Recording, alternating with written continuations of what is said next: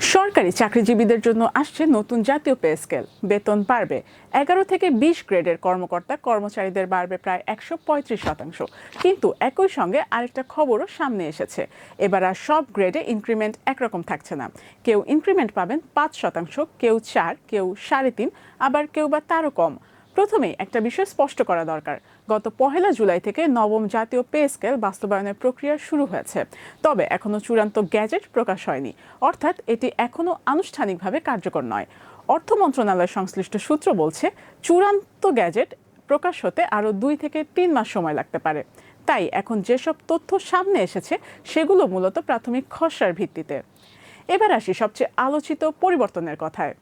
বর্তমানে সরকারি চাকরিজীবীদের প্রায় সব গ্রেডেই বছরে গড়ে 5% হারে ইনক্রিমেন্ট হয়, অর্থাৎ একজন প্রথম গ্রেডের কর্মকর্তা আর একজন 20তম গ্রেডের কর্মচারী দুজনই একই হারে বার্ষিক ইনক্রিমেন্ট পান।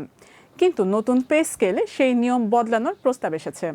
খসড়া অনুযায়ী 6ষ্ঠ থেকে 20তম গ্রেড পর্যন্ত বার্ষিক ইনক্রিমেন্ট হবে মূল বেতনের 5%, প্রথম গ্রেডে হবে 4%, তৃতীয় ও চতুর্থ গ্রেডে হবে 3.5%, দ্বিতীয় গ্রেডে হবে 2.75%, আর প্রথম গ্রেডের ইনক্রিমেন্ট আলাদাভাবে নির্ধারণ করা হবে। অর্থাৎ এবার সবার জন্য একই নিয়ম থাকছে না। এখন প্রশ্ন হচ্ছে, এমন সিদ্ধান্ত কেন? এর পেছনে যুক্তিটাও কিন্তু বেশ সহজ। উচ্চ গ্রেডের কর্মকর্তাদের মূল বেতন এমনিতেই অনেক বেশি। ধরুন একজনের বেতন 2 লাখ টাকা, আরেকজনের বেতন 30,000 টাকা। দুজনকে যদি 5% করে ইনক্রিমেন্ট দেওয়া হয় তাহলে টাকার অঙ্কের পার্থক্যটা অনেক বড় হয়ে যায়। সেই বৈষম্য কিছুটা কমাতেই উচ্চ গ্রেডে ইনক্রিমেন্টের হার কম রাখার চিন্তা করছে বলে সংশ্লিষ্টরা মনে করছেন। তবে এটাও ঠিক, এই নিয়ে সরকারি চাকরিজীবীদের মধ্যে আলোচনা এবং মতভেদ রয়েছে। কারণ অনেকের মতে দায়িত্ব ও পদমর্যাদা বাড়ার সঙ্গে ইনক্রিমেন্টের হার কমে যাওয়া কতটা যৌক্তিক সেটিও একটি বড় প্রশ্ন। এবার আসি ভাতার বিষয়টিতে। জাতীয় বেতন কমিশন চিকিৎসা ভাতা সর্বোচ্চ 5,000 টাকা করার সুপারিশ করেছিল, কিন্তু অর্থ বিভাগের সর্বশেষ সিদ্ধান্ত অনুযায়ী সেটি কমিয়ে 3,000 টাকা করার পরিকল্পনা করা হয়েছে। একইভাবে সন্তানদের শিক্ষা ভাতার ক্ষেত্রেও কমিশন 2,000 টাকা প্রস্তাব করলেও এখন 1,500 টাকা নির্ধারণের সিদ্ধান্ত নেওয়া হয়েছে। শুনে মনে হতে পারে তাহলে কি সুবিধা কিছুটা কমে যাচ্ছে? আসলে পুরো বিষয়টা কিন্তু তেমন নয়।